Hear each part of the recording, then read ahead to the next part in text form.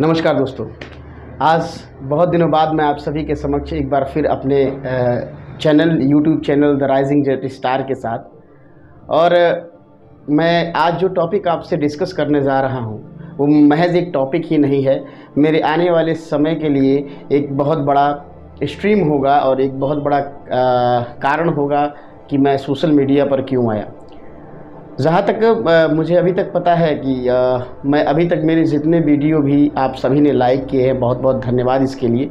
और मेरी ये वीडियो कुछ ज़्यादा ही खास है और मैं चाहता हूँ कि इस वीडियो को भी आप लाइक करें, शेयर करें और मेरे इस चैनल को सब्सक्राइब करें। दोस्तों, आज मुद्दा बहुत बड़ा है। बड़ा इसलिए है कि हमारी वर्तमान सरकारें एक स्लोगन चलाती हैं कि सोच ईमानदार और काम दमदार, लेकिन क्या वो सोच भी ईमानदार है और काम भी दमदार है, इसका फ़ैसला सिर्फ सरकारें करती हैं या आम पब्लिक भी करती है? ये आप सभी को अभी मेरी बातों में ही इस चीज़ का एहसास हो जाएगा। दोस्तों, मैं अपनी बातों को रखने से पहले एक छोटी सी कहानी आपको समझाना चाहता हूँ और कहानी को बताना चाहता हूँ इसलिए कि मेरे इस बात को आपको जानने के लिए इस कहानी को सुनना पड़ेगा और समझना पड़ेगा कि आखिर मैं कहना क्या चाहता हूँ। तो कहानी को स्टार्ट करता हूँ। एक राजा होता है और उसके राज्य में सभी निवास करते हैं, उसकी प्रजा निवास करती है, लेकिन वो राजा कभी भी इस बात को नहीं जान सकता कि आखिर उसके राज्य में कोई कमी है या नहीं है।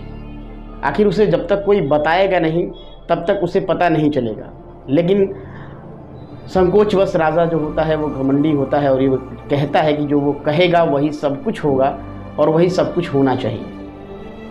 एक कवि महोदय बीच में आते हैं और उनके बारे में ये चर्चा उठती है कि ये सीधे स्वर्ग का दीदार कराते हैं, यानी आपको यहाँ बैठे बैठे स्वर्ग का नज़ारा आपको दिखा देंगे और आपको ये भी पता चलेगा कि स्वर्ग में क्या चीज़ें हो रही हैं, इन सब पर आपको बैठे बैठे दिखा देंगे। चर्चा आम हुआ, चर्चा ज़ोरों पर हुआ और उस कवि को बुलाया गया। कवि ने कहा, राजा के समक्ष कहा कि हाँ, जो आपने सुना है वो बिल्कुल सही है, वो बिल्कुल प्रत्यक्ष प्रमाण है।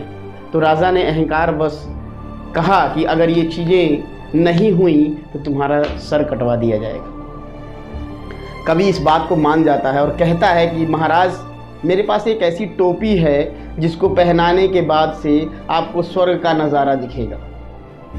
राजा तैयार, राजा देखने के लिए तैयार, लेकिन उससे पहले मंत्रियों ने कहा कि राजा साहब, आपसे पहले हम देखना चाहते हैं कि क्या ये व्यक्ति सही कह रहा है या नहीं।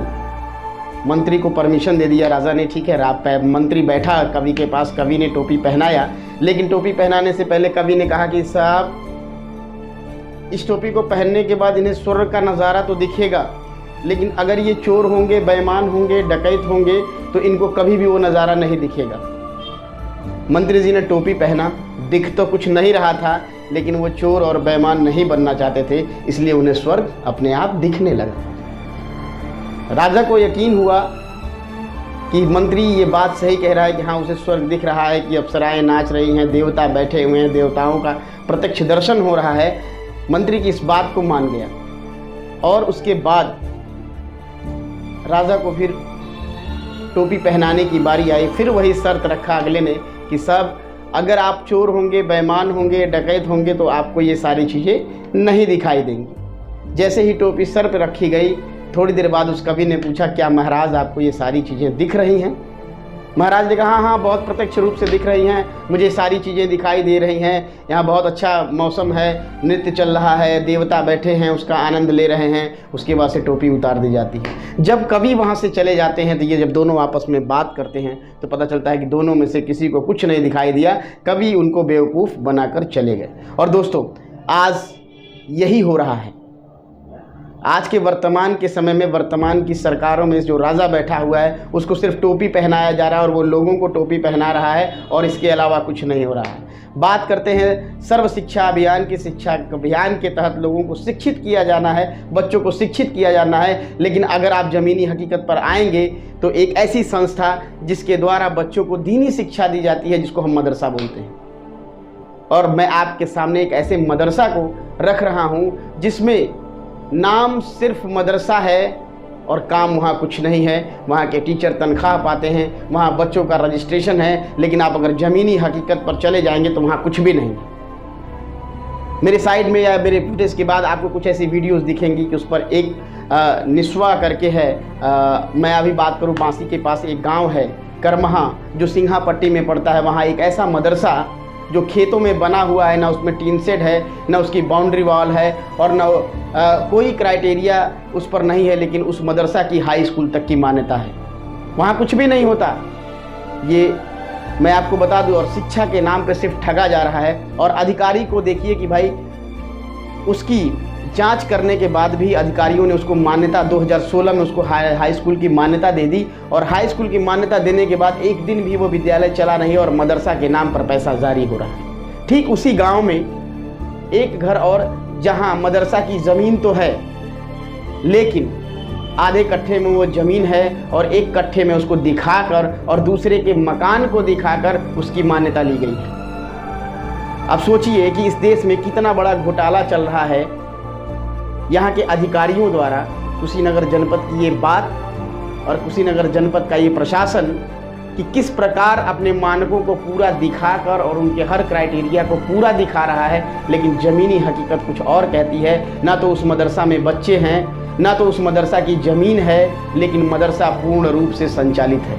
और यही नहीं, जिस दूसरे मदरसे की मैं बात कर रहा हूँ, जो MDN के नाम से है मदरसा है, और अभी उसकी फुटेज आपको दिखाई देंगी। जो ये मदरसा है ये दूसरे के घर में है और अपनी खुद की ज़मीन पर ये मदरसा नहीं है। अब आप सोचिए कि शिक्षा व्यवस्था, उत्तर प्रदेश की शिक्षा व्यवस्था किस प्रकार लोगों तक पहुंच रही है और कैसे पहुंच रही है, ये आप कैसे अंदाज़ा लगाएंगे?